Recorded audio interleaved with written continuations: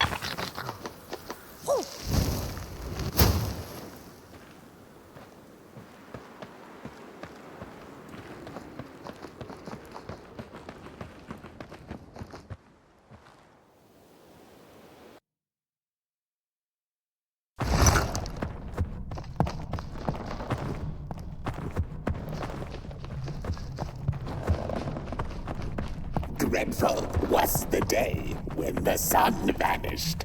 The waters dried up, birds went quiet, and the dark itself seeped unchecked into the work table as the cold, chewed paper moon rose over the mountain. The night that followed would be long as the midnight walk. The burnt one was there. You do not remember, but you feel it, don't you? You are reborn when need arises. This night, Port Boy needs you, and Moon Mountain beckons. Its call irresistible.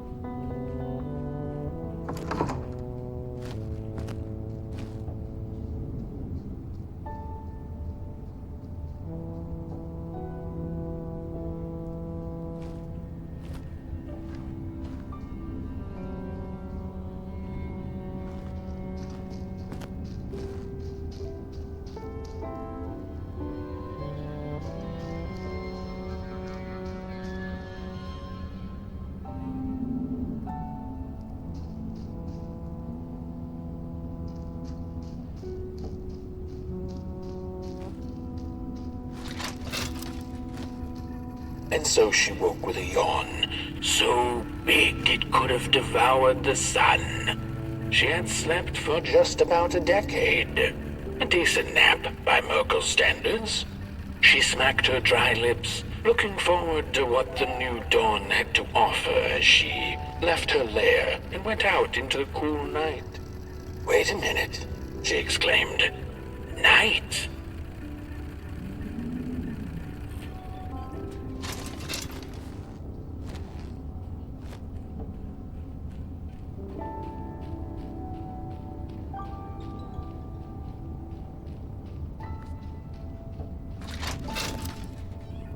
Where was the sun?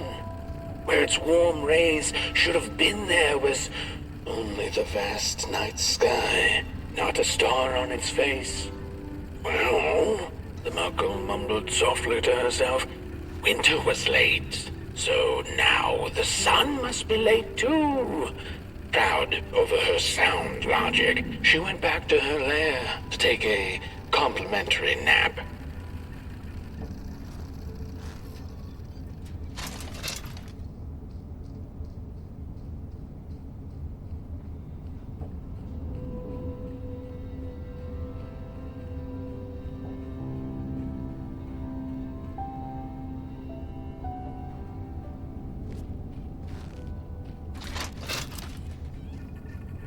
The Merkel had taken a nap that had lasted 2 decades. Now that counts as oversleeping even by Merkel standards. She had awoken anxiously this time, feeling misplaced and confused. The confusion confusion grew further into panic when she was greeted not by the sun's life-giving caress, but once again by the silently mocking night sky.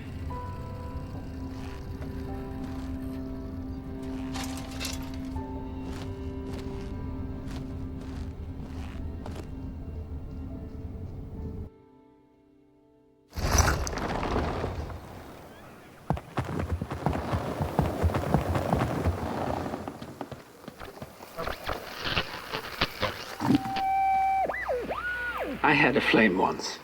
It was beautiful and bright, spread its light, brought me and my neighbors warmth. and it was always hungry. No matter how much I fed it, it kept on growing and growing, and one day it got big enough to start walking the long road. I didn't guide it. It dragged me along for the ride. I followed it for a long time. Would the road ever end? What was the point of the walk? Things kind of spiraled. Road took me on dangerous detours that didn't make sense. Before I knew it, my flame began to fade until it... Well, I don't think I was meant to carry this flame.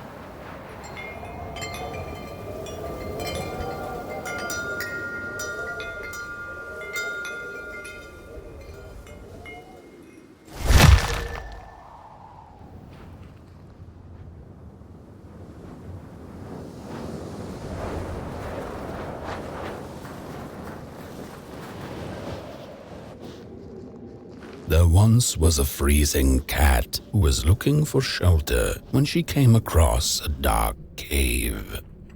"Step into my abode," offered the dark. "It will warm you if you surrender your wants."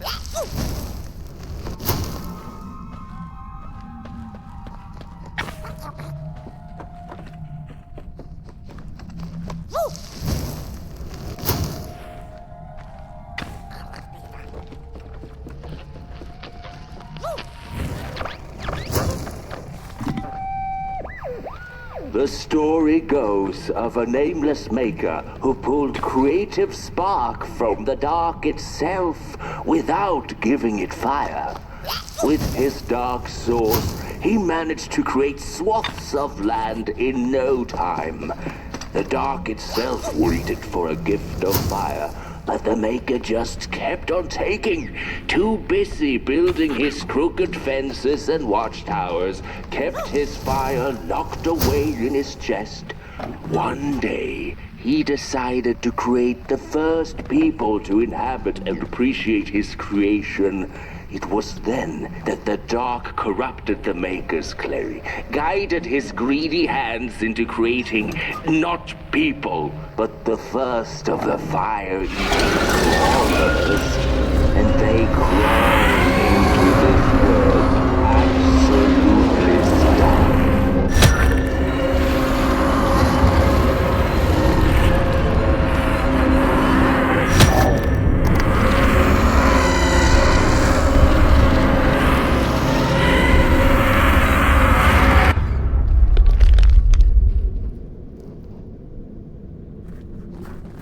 The dark's eyes were much too big and watchful for the cat's liking. She went on to find warmth somewhere else.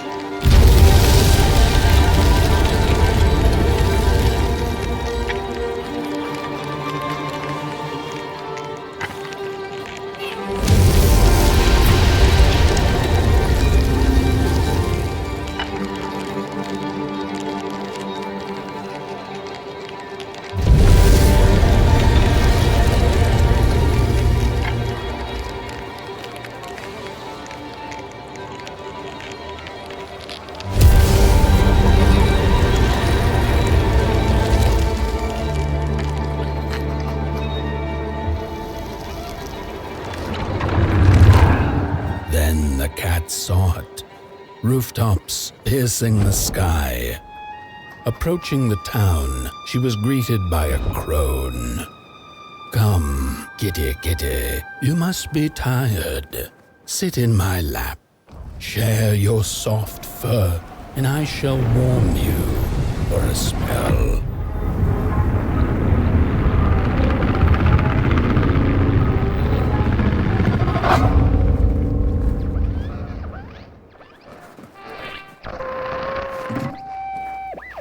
Hello, Mother.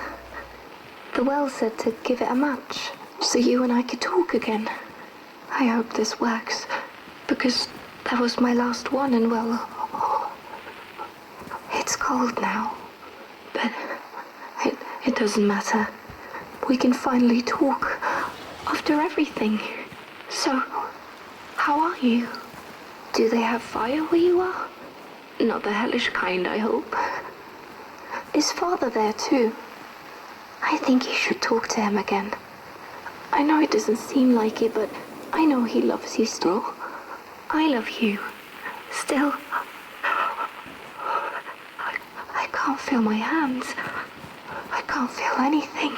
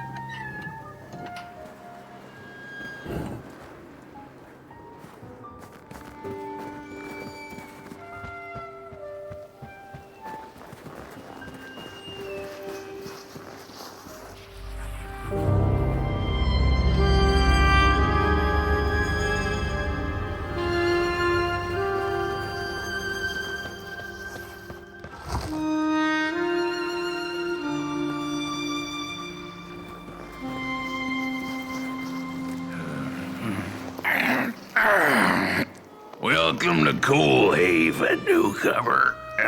Good to see you flame in these parts again.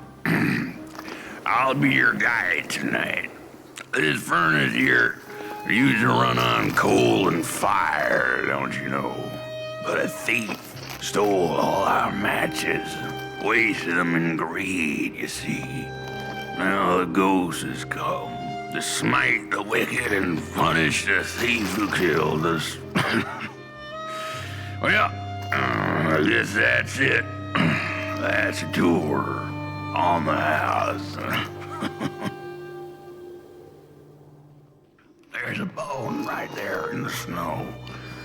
There ain't no place for a bone.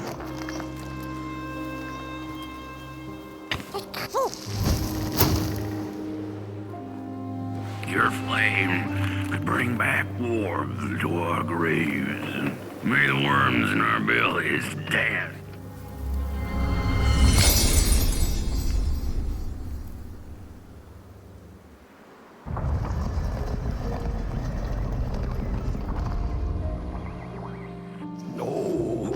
field.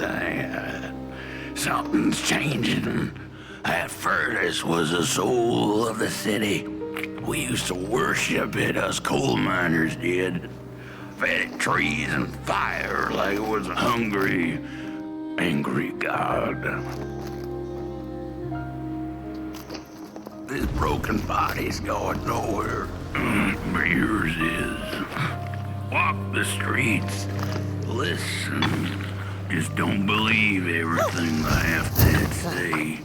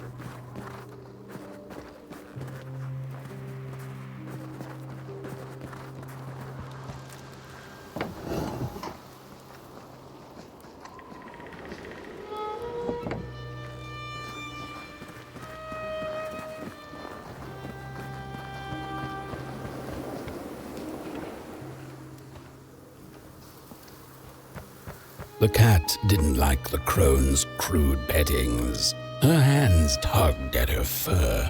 "Now, rest still," the crone said as she pulled out a crooked knife. The cat was quick and escaped just in time.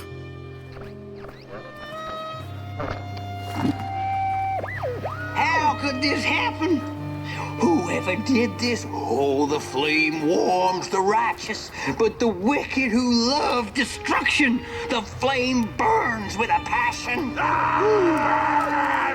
Only warm the furnace! Feed the thief to the furnace! Feed the thief to the furnace! Coalhaven is doomed! On the wicked the flame shall rain fiery coals and burning sulfur. A scorching wind shall be their lot. Come forth, thief, and confess your hideous crime!